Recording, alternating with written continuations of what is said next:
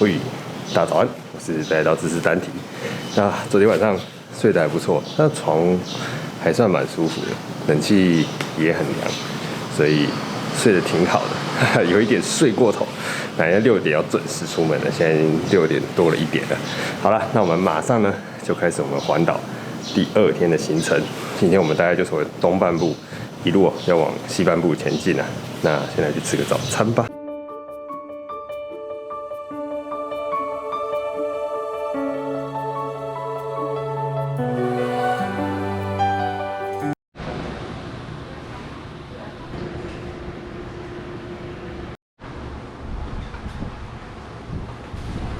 买了份民宿小姐推荐的花莲庙口红茶。这早餐火腿蛋吐司还是啥的，其实有点忘了，但还没吃几口，脑中就有个声音开始催促我上路了。都是因为稍微睡过头了，而且今天的预定路线绝对都是这趟环岛行中的绝美风景段，在拍照上，我想应该会消耗不少的时间，再加上要避开气象预报中下午位于宜兰台北的后雷阵雨，这种种的因素加起来，逼着单体势必得当个时间精算师才行。好吧，也只能这么快速的整备梳妆上路了。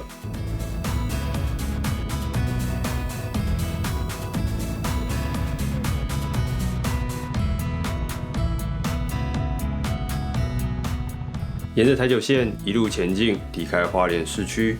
今日天气晴，万里虽有云，但软白的如同棉花糖一般。这样微风吹拂的晴朗好日，走着哪会有什么赶路的心情？骑没几里路，早已把之前脑中的声音抛在后头。在进入太平洋的滨海视野之前，据说有支线是每个环岛人到达花莲都不可不解的重要任务。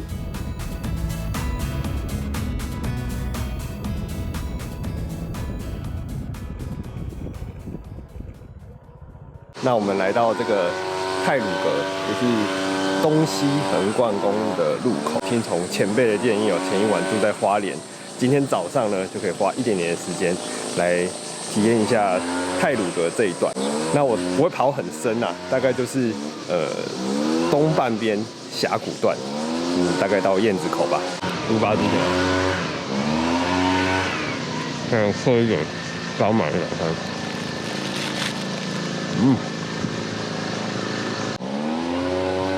看着后面的大山吃早餐，早餐都变美味了。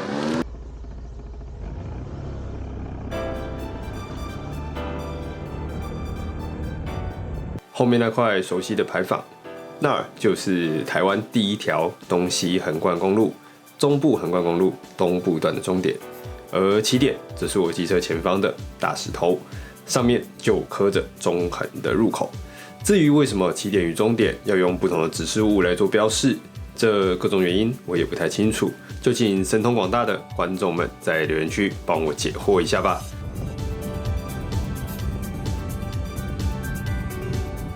太鲁阁这3个字的由来，当时的赛德克族其中的一支越过中央山脉，迁驻花莲秀林乡一带，后来因为文化改变、历史事件、族群认同等诸多因素，转而变成了独立族群，后来就成为了现今原住民16族中的太鲁阁族。太鲁阁的原因为德禄库，但在后来日据时代，因为日本人的发音关系吧，就被发成了 Taroko， 而最后就成为了现今我们所称呼的太鲁阁。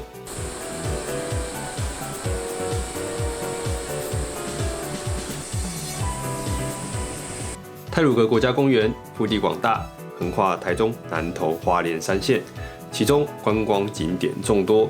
但我想大家印象最深刻的，应该就莫过于中横公路东部段的水石峡谷了。前阵子在前往南横的影片当中，在雾路同样也看得到相同的峡谷。当时就有人建议我，如果想要重温台湾峡谷的壮阔，那一定要走一趟太鲁阁国家公园。再结合环岛老前辈对于中横公路东部段末的推崇，于是这个任务就突然的这么加入了我的环岛任务列表中。这边可以直接骑进去吗？好，谢谢。说到太鲁阁最方便的景点，那一定就是燕子口了。全程不需要下车步行，只要在机车上让油门放轻松，就能够欣赏到台湾最美的水势峡谷地形。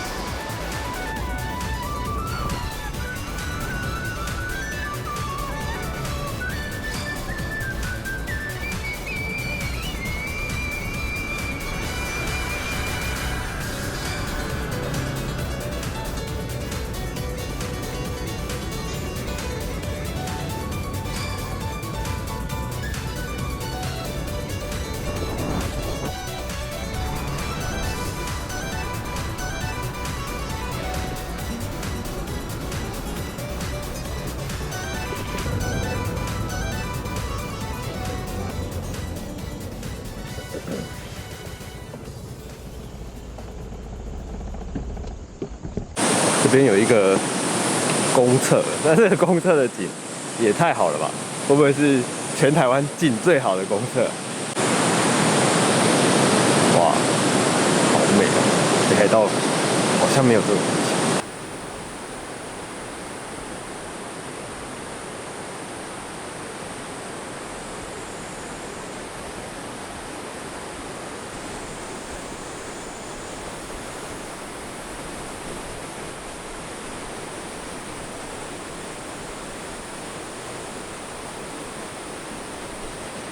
我要往前走过去那边看看，应该不会有人干我的早餐跟360吧？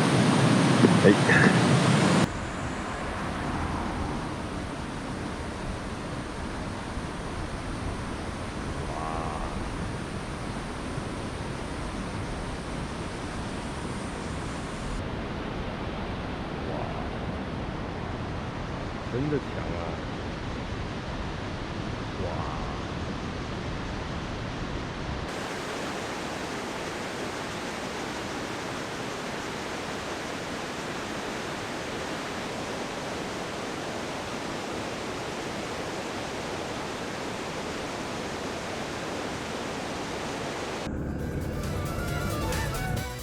离开燕子口与自称的台湾最美公厕，仿佛意犹未尽一般。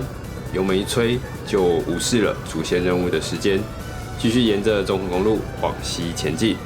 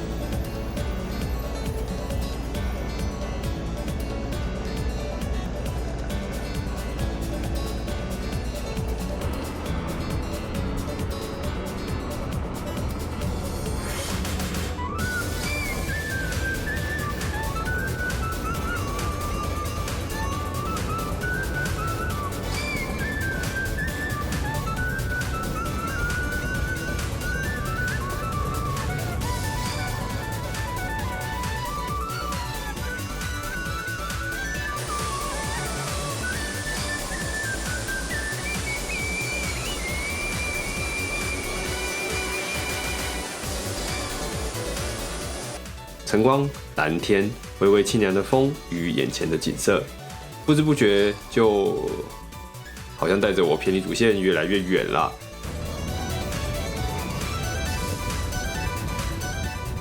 还好，就在快要迷失此趟目的之时，九曲洞前那个极度观光的建筑方式，将我拉回了理智。观光景点 ，no， 单题是要来挑战环岛的，不是来玩的。马上就来个 U 字回转，好险好险！如果没有及时觉醒，我看大概就要一路横越中横切西瓜了吧。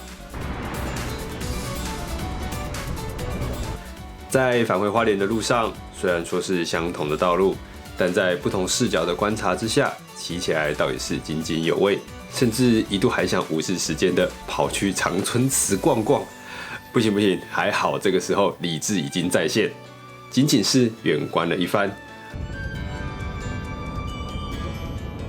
而在经过中横东段终点的牌楼之后，抱着意犹未尽的心情，心中已经暗暗下了决定：如果有机会再回到台湾，中横绝对是要再回味一趟的旅行了。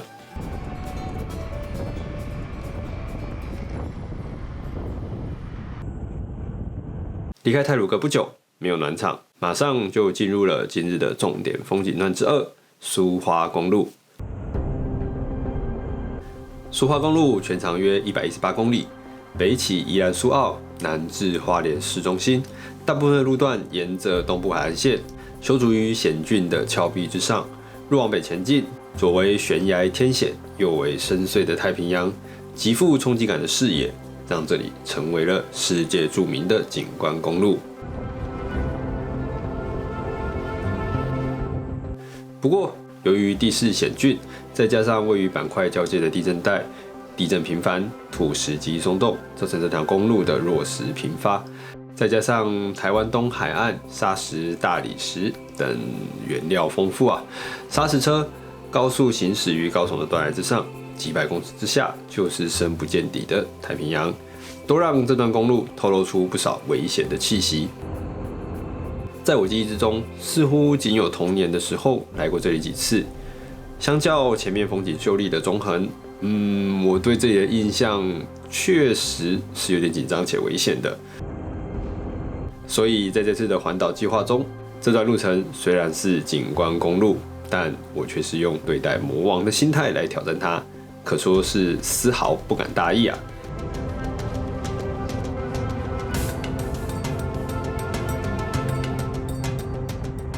很快的经过崇德隧道，越过崇德休憩区，我们便已踏过挑战的入口。正面迎接而来的，便是整段公路最著名的景点——清水断崖。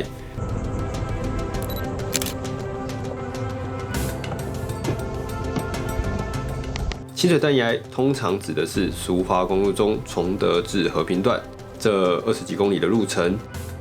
断崖的峰顶标高为2408公尺的清水大山，地质多为片麻岩以及大理石。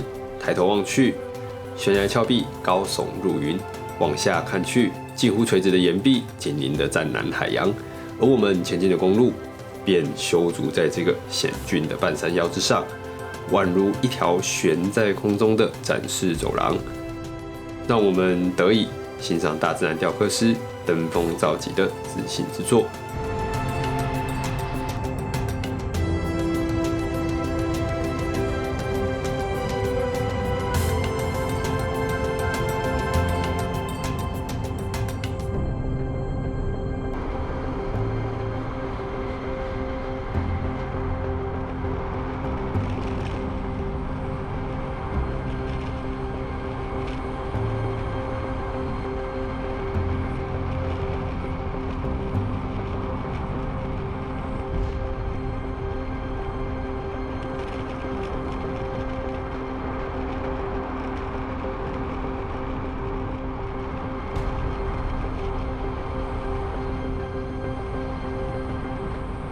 时光飞逝，就在我还沉浸在自然的鬼斧神工之下，地势却已逐渐平坦。经过和平，越过大浊水溪，我们也结束了花莲的行程，正式踏入了宜兰的领地。经由和平前往南澳，这个段落算是旧苏花与苏花改完全分流的路段。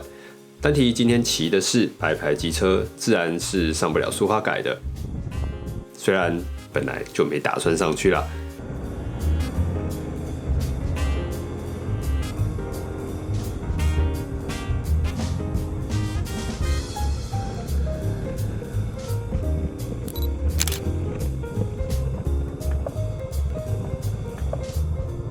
经过了第一段落风景的震撼与沉浸，在这个苏花公路的第2段落，应该是可以理智的好好观察一下这段公路究竟为何会被称作台湾最危险的公路之一呢？整段公路路幅看起来不宽，但其实也不到狭窄，至少还是有很明确的双黄线分道。如果仅有汽车通行，就道路本身来说，应该是很足够的。但确实，如果在这样的道路上放上砂石车与机车，再补上我们用路人的习惯，如砂石车的速度与死角，机车们喜欢卡缝等不安定的因素，这安全系数确实是会大幅下降。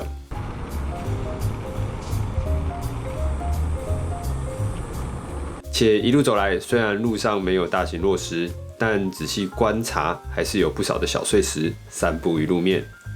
且弯道数量非常的多，曲径也蛮小的。整体来说，潜藏在风景之下的危险因子还是不少。虽然现在大部分的车辆都已经改到苏花改了，但在少数的汇流路段，仍是可以感受到砂石车轰鸣的喇叭声与呼啸而去的尘土。为了行驶的安全，在一览壮丽风景之余，仍然是要全神贯注，远离大车，减速慢行。随时要注意天气，保持着敬畏自然的心态，来行驶这段危险又迷人的景观公路吧。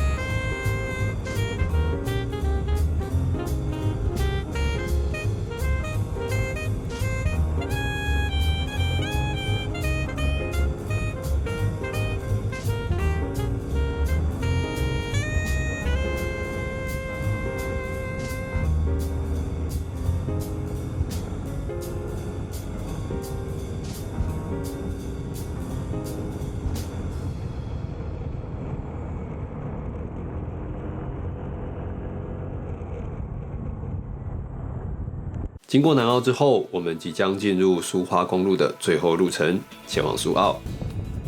一路下来，我发现大概整条苏花可以切作3个段落，分别是落于花莲的崇德至和平段，接入宜兰的和平至南澳段，与最终的南澳至苏澳段。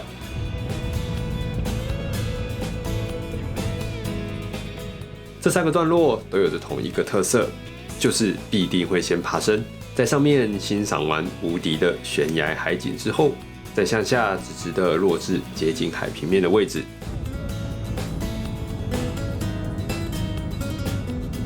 从东澳转入旧苏花的陡峭爬升，让我不禁想起了本次旅程中多次出现的环岛老前辈。其实啊，这位老前辈就是我爸啦，但他跟我不同的是，他是骑单车环岛啊。我一边用着胯下的小100，略微吃力地爬着这段路程，一边想象着假设我是骑着单车，在爬完第1座后，接下来还有2座的那种心情，沿途还要吃一大堆大车所带来的尘土与危险。如果是我的话，大概第1座就崩溃了吧。实在佩服能在台湾环岛中挑战苏花段的单车骑士。不管是体力上还是精神力上，绝对都是超乎常人，值得收获无数个赞啊！而相比之下，骑着小100的我，好像有点太过简单了呢。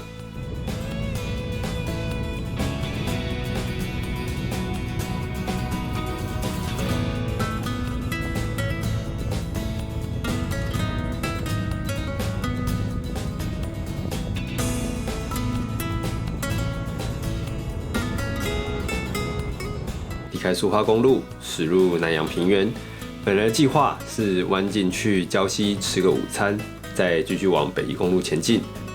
不过，想应该是苏花公路带给我的心境起伏，从紧张、欣赏、分析、佩服到感念，让肚子是完全不饿啊。而就在我犹豫那么一丁点的时间，就错过了切往市区的道路。只能沿着海岸的台二线一路前进了。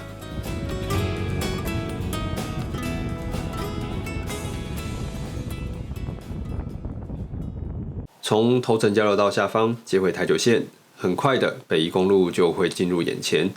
顺着著名的9弯18拐缓慢爬升，渐渐的获得能够展望整个南洋平原的视野。没想到今天的天气好到连远方的龟山岛都能够一览无遗。看来露营奇男的称号在今天还是发挥了点作用了吧。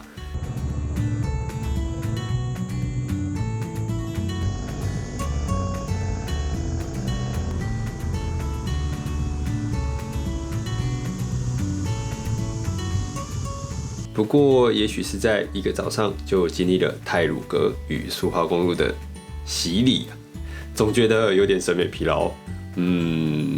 好啦，北宜本来就不是来看景的吧？是的，对单体来说，北宜确实跑的不是景，而是种回忆。记得以前大学的时候，对于灵异的事件一直都还蛮热衷的，曾经就借着公司的名义，从宜兰夜骑北宜公路回台北。就想体验一下北宜的传说，而且那时还会在途中前往石碇、神坑。除了吃臭豆腐之外，主要目的其实还是从木栅出来，可以顺便体验一下辛亥隧道，一次就可以收获2个著名的灵异景点。现在回头看看啊，哎呀，以前这种屁孩行径，没发生什么事，还真的是太好了呢。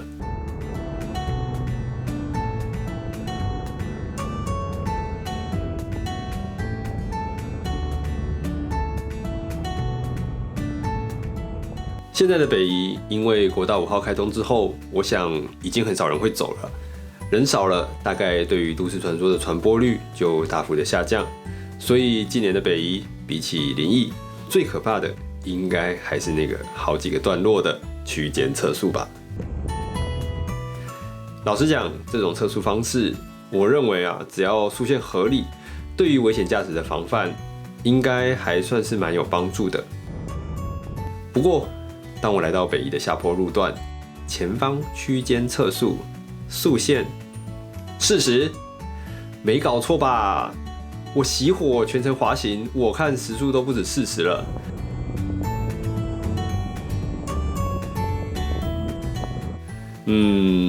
其实，在这种山区路段做这么多段落的区间测速，到底是好是坏，在没有数据的辅佐下，我也很难下评论。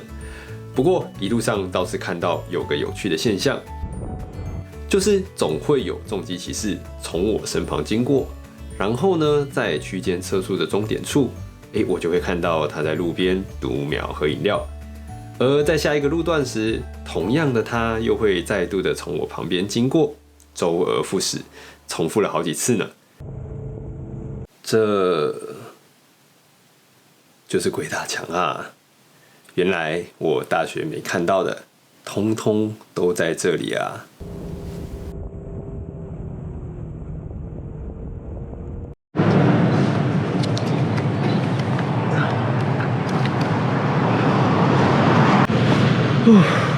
好啦，大概历经了，现在是1点半左右，所以我们大概骑了7个半小时，从花莲出发，然后现在已经到达新北市大台北地区哦，这个新店这边。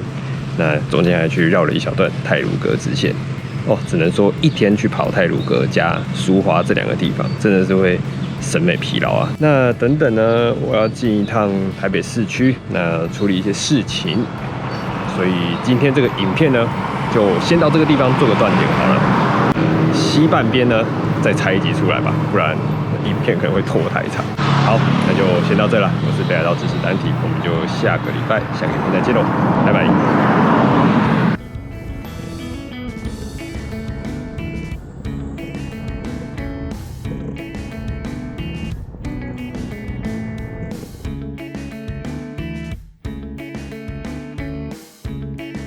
会员宣传时间，点选订阅旁边的加入按钮，就能知道单体会员都在 B 下面棒。无论你是喜欢我拍摄的图片，或者是单纯想成为干爹，请喝咖啡，都欢迎点下眼前的按钮。放心，绝对不会爆炸，只会获得单体满满的感谢。